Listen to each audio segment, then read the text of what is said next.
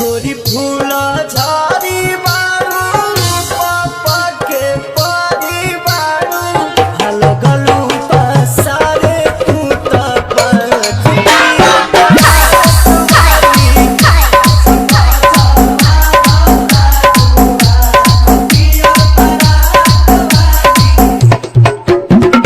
चाप देवे के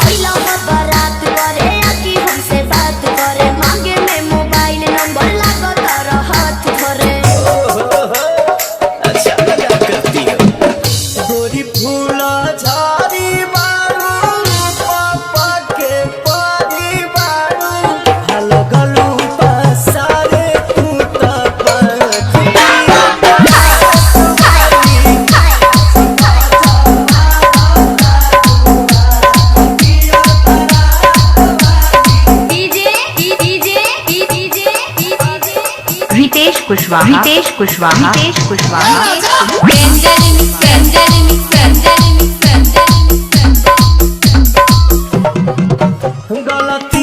गलती से ये जो टकरा गई हो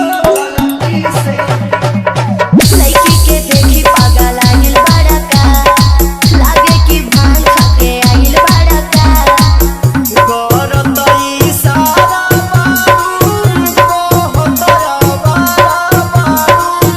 भड़केलू कइलो मजाक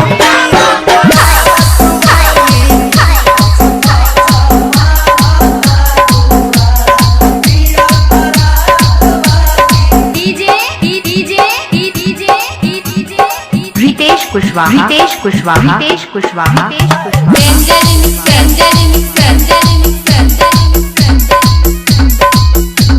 लगने में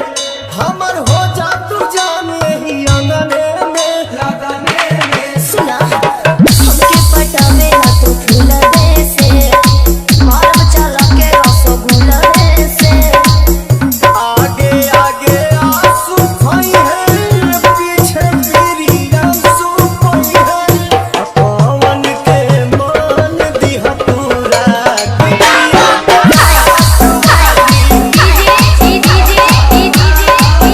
रितेश